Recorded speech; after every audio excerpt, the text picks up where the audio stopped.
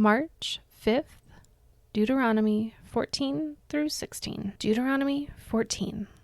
You are the children of the Lord your God. Do not cut yourselves or shave the front of your heads for the dead, for you are the people holy to the Lord your God. Out of all the peoples on the face of the earth, the Lord has chosen you to be his treasured possession. Do not eat any detestable thing.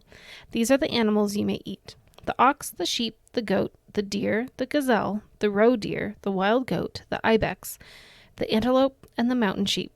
You may eat any animal that has a divided hoof and that chews the cud. However, of those that chew the cud or have a divided hoof, you may not eat the camel, the rabbit, or the hyrax. Although they chew the cud, they do not have a divided hoof. They are ceremonially unclean for you. The pig is also unclean, although it has a divided hoof. It does not chew the cud. You are not to eat their meat or touch their carcasses. Of all the creatures living in the water, you may eat any that has fins and scales, but anything does not have fins and scales you may not eat. For you it is unclean.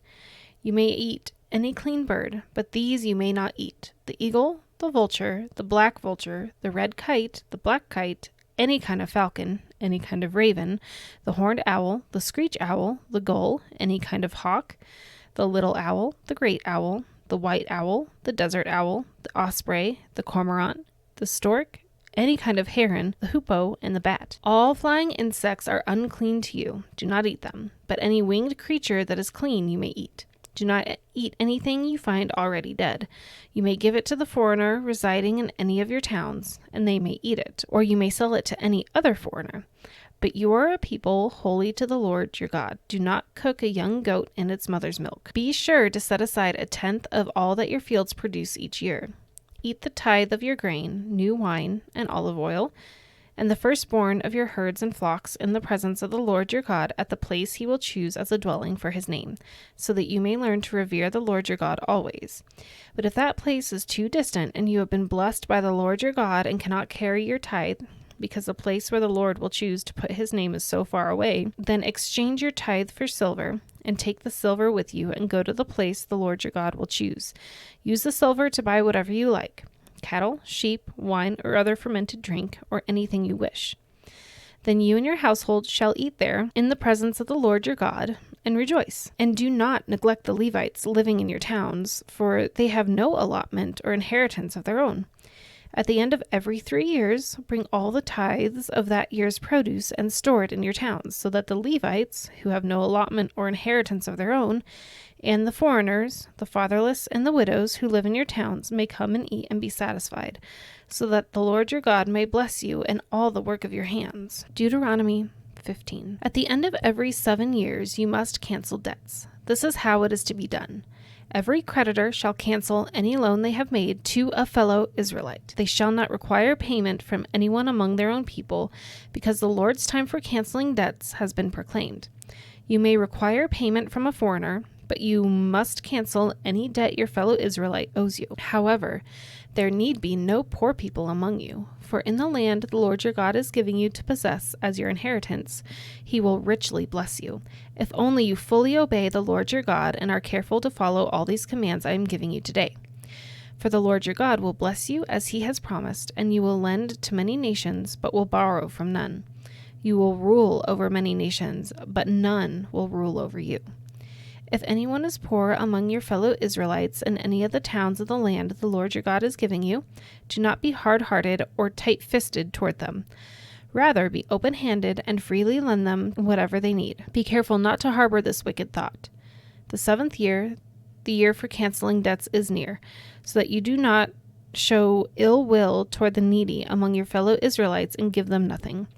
They may then appeal to the Lord against you, and you will be found guilty of sin. Give generously to them, and do so without a grudging heart. Then, because of this, the Lord your God will bless you in all your work and in everything you put your hand to. There will always be poor people in the land. Therefore, I command you to be open-handed towards your fellow Israelites who are poor and needy in your land. If any of your people, Hebrew men or women, sell themselves to you and serve you 6 years, in the 7th year you must let them go free. And when you release them, do not send them away empty-handed. Supply them liberally from your flocks, your threshing floor, and your winepress. Give to them as the Lord your God has blessed you. Remember that you were slaves in Egypt, and the Lord your God redeemed you. That is why I give you this command today. But if your servant says to you, I do not want to leave you, because he loves you and your family, and is well off with you, then take an awl and push it through his earlobe into the door, and he will become your servant for life. Do the same for your female servant. Do not consider it a hardship to set your servant free, because their service to you these 6 years has been worth twice as much as that of a hired hand, and the Lord your God will bless you in everything you do. Set apart for the Lord your God every firstborn male of your herds and flocks. Do not put the firstborn of your cows to work, and do not shear the firstborn of your sheep. Each year you and your family are to eat them in the presence of the Lord your God at the place he will choose. If an animal has a defect, is lame or blind, or has any serious flaw, you must not sacrifice it to the Lord your God. You are to eat it in your own towns. Both the ceremonially unclean and the clean may eat it, as if it were gazelle or deer. But you must not eat the blood. Pour it out on the ground like water. Deuteronomy 16. Observe the month of Aviv and celebrate the Passover of the Lord your God, because in the month of Aviv he brought you out of Egypt by night. Sacrifice as the Passover to the Lord your God an animal from your flock or herd at the place the Lord will choose as a dwelling for his name. Do not eat it with bread made with yeast, but for 7 days eat unleavened bread, the bread of affliction, because you left Egypt in haste, so that all the days of your life you may remember the time of your departure from Egypt. Let no yeast be found in your possession in all your land for 7 days. Do not let any of the meat you sacrifice on the evening of the first day remain until morning. You must not sacrifice the Passover in any town the Lord your God gives you, except in the place he will choose as a dwelling for his name. There you must sacrifice the Passover in the evening when the sun goes down, on the anniversary of your departure from Egypt. Roast it and eat it at the place the Lord your God will choose. Then in the morning return to your tents. For 6 days eat unleavened bread, and on the 7th day hold an assembly to the Lord your God, and do no work. Count off 7 weeks from the time you begin to put the sickle to the standing grain. Then celebrate the festival of weeks to the Lord your God by giving a free will offering in proportion to the blessings the Lord your God has given you. And rejoice before the Lord your God at the place he will choose as a dwelling for his name. You, your sons and daughters, your male and female servants, the Levites in your towns, and the foreigners, the fatherless and the widows living among you. Remember that you were slaves in Egypt, and follow carefully these decrees.